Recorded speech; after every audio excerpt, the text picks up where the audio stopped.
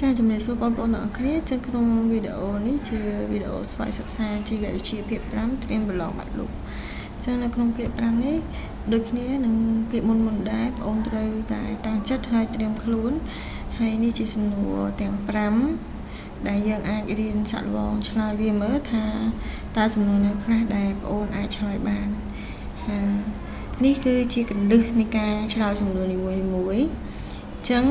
ពោតជារុក្ខជាតិម៉ូណូកូទីដុនប៉ិតអត់ប៉ិតហេតុផលដែលប៉ិតឧទាហរណ៍ថាយើងមិនដែលស្គាល់ពោតចោះយើងស្គាល់តែស្លឹកវាចឹងស្លឹកវាមានតំណងស្របចឹងយើងអាចឆ្លើយបានហើយពោតជារុក្ខជាតិម៉ូណូកូទីដុនជាការប៉ិតព្រោះហើយយើងត្រេម្ដងមួយមកកូទីដុនមួយឬស្ញែត្រនងស្លឹកស្របបាច់តែសៃនាំរាយប៉ាយហើយផ្កាមាន3សន្ទាប់ឬពហុគុណនៃ3ក៏ម្អងនេះមិននិយាយចឹងទាំងអស់មាន5ចំណុចបើសិនជាប្រឡងអូនឯងសេត្រេមកណា5ចំណុចហ្នឹងរាប់ពីគ្រាប់តមកឬដើមស្លឹកហើយចុងក្រោយផ្កាតាមលំដាប់ក៏បានមិនតាមលំដាប់ក៏បានសំណួរទី2គឺប្រៀបធៀបប្រព័ន្ធប្រសាទសត្វឆ្អឹងកងនិងសត្វឥតឆ្អឹងកងអញ្ចឹងដូចគ្នាត្រង់នេះគេប្រព័ន្ធប្រសាទមានន័យទទួលព័ត៌មានឆ្លើយតបព័ត៌មាននិងរក្សាលំនឹងដល់ពេលខុសគ្នាបងអូនប្រៀបធៀបលើសរីរាង្គវិញ្ញាណសត្វឆ្អឹងកងមានសរីរាង្គវិញ្ញាណច្រើនតែសត្វឥតឆ្អឹងកងសរីរាង្គវិញ្ញាណតិចខួរទំហំខួររបស់សត្វឆ្អឹងកងគឺធំសត្វឆ្អឹងកងតូចអត្តកោខួរនិងខួរតូចអញ្ចឹងសត្វឆ្អឹងកងមានអត្តកោខួរនិងខួរតូចតែសត្វឥតឆ្អឹងកងវិញគ្មានអត្តកោខួរតូចទេហើយចុងក្រោយប្រព័ន្ធប្រសាទសត្វឆ្អឹងកងសាំញ៉ាំ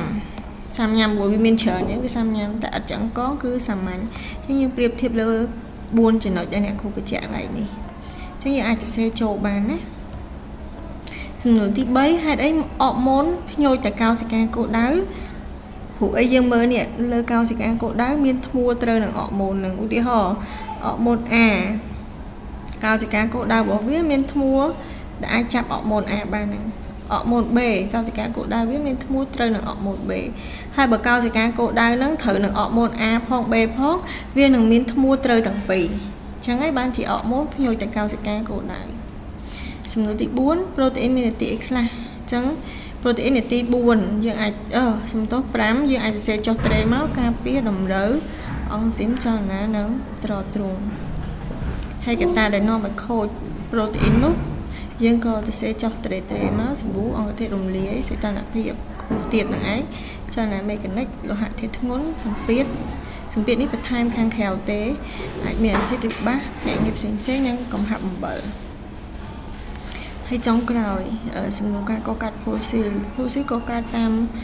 ការកកាត់តាមខ្លាយជាថ្មពុំក្រៅពុំក្នុងនិងទុកសារពាង្គកាយទាំងមូល